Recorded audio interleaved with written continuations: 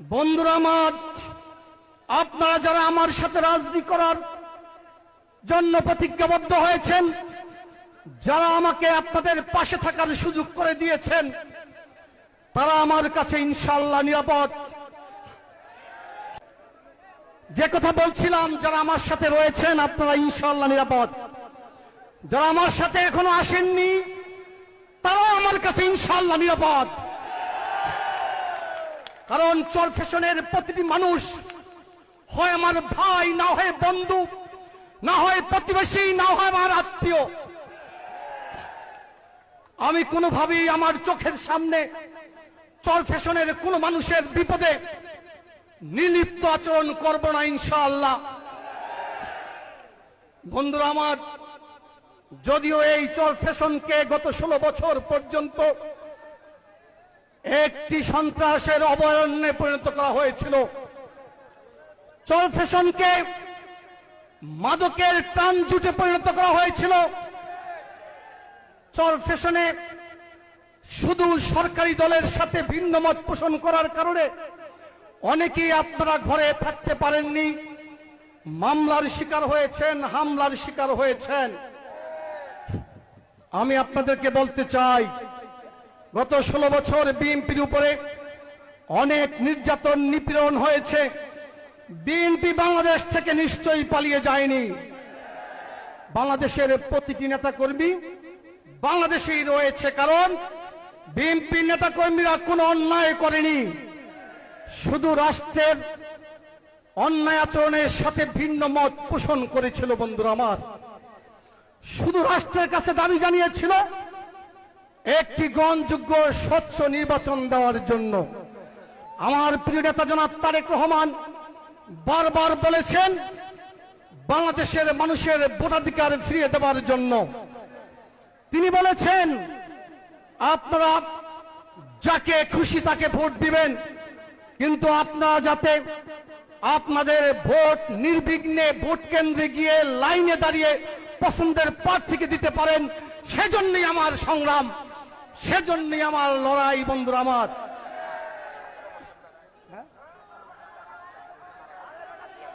বন্ধুরা আমার, যে কথাটি বলছিলাম, গত 16 বছর আওয়ামী লীগের সাথে যারা রাজনীতি করেছেন কিন্তু সমাজে কোনো বিশৃঙ্খলা তৈরি করেননি, সন্ত্রাস করেননি, চাঁদাবাজি করেননি, মানুষের সম্পদ লুট করেননি, মানুষের ফসলের জমি দখল করেননি, তাদের প্রতি আমাদের কোনো দাবি নেই।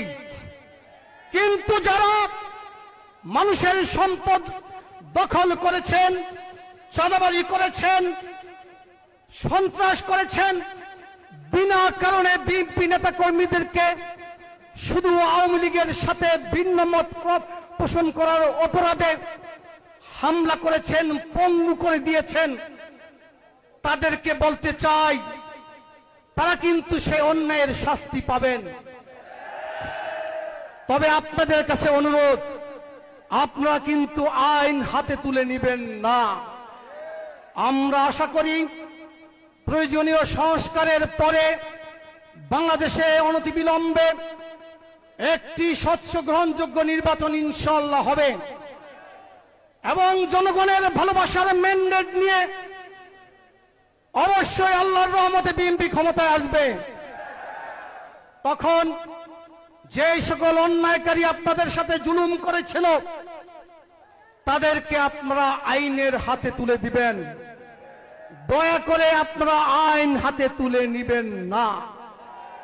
বন্ধুরা আমার, গত 16 বছর পর্যন্ত আমার জানা মতে শুধু সীমানা সংক্রান্ত বিরোধের কারণে অসংখ্য কৃষকের জমি থেকে সোনালী ধান, পেকে যাওয়া সেই ধান দখলদাররা কেটে নিয়ে গেছে। বন্ধুরা আমার, কিন্তু আপনারা যদি মনে করেন 16 বছর পরে 5ই আগস্টের সফল ছাত্র গণ অভ্যুত্থানের মাধ্যমে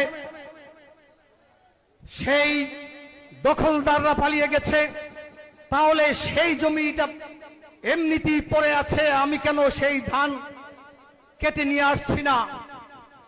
পাশের বাজারের একটি দোকান গত 15 বছর পর্যন্ত কোন ছাত্রলীগ বা যুবলীগের সন্ত্রাসী দখল করে রেখেছিল।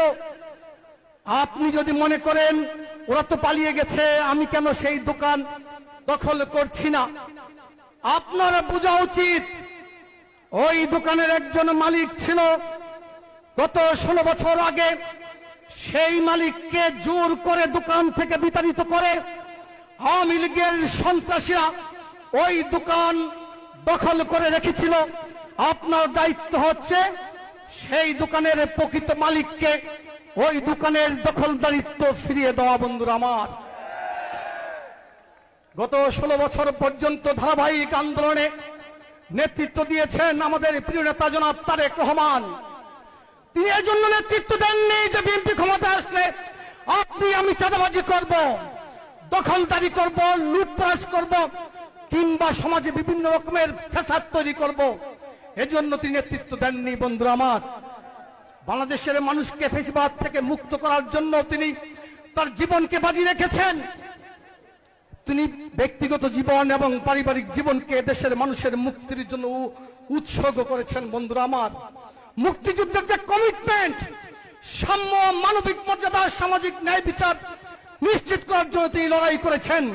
তিনি চেয়েছেন বাংলাদেশে একটি পার্লামেন্ট ছিল গত 16 বছর, কিন্তু পার্লামেন্টের কোনো কার্যকারিতা ছিল না। বাংলাদেশে একটি নির্বাচন কমিশন ছিল, কিন্তু মানুষের ভোটাধিকার ছিল না। বাংলাদেশে আইন ছিল, আদালত ছিল, কিন্তু কোন বিচার ছিল না। বরং আদালতের এজলাসে দাঁড়িয়ে থাকা বিচার প্রার্থীর রাজনৈতিক পরিচয় দ্বারা বিচারের রায় নির্ধারিত হতো। বন্ধুরা আমার, প্রশাসন ছিল কিন্তু নিরপেক্ষতা ছিল না। র্যাব ছিল, পুলিশ ছিল, কিন্তু র্যাব পুলিশের আতঙ্কে মানুষের জীবন থেকে নিরাপত্তার চাদর পুরোপুরি খসে পড়েছিল। বন্ধুরা আমার, র্যাব পুলিশ গুম, খুন, হত্যা, হামলা, মামলা, গ্রেপ্তারের সমর্থক শব্দে পরিণত হয়েছিল। এই সকল থেকে মুক্তি দেওয়ার জন্য, বাংলাদেশের মানুষকে মুক্তি দেওয়ার জন্য আমাদের প্রিয় নেতা জনাব তারেক রহমান জীবন বাজি রেখেছেন, জীবনকে উৎসর্গ করেছেন।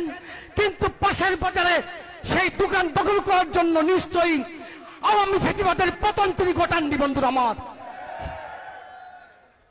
বিএনপি ক্ষমতায় যদি আসে, ইনশাআল্লাহ আপনাদের যোগ্যতা অনুযায়ী নিশ্চয়ই রাষ্ট্রের কোন না কোন সুযোগ আপনি ভোগ করবেন।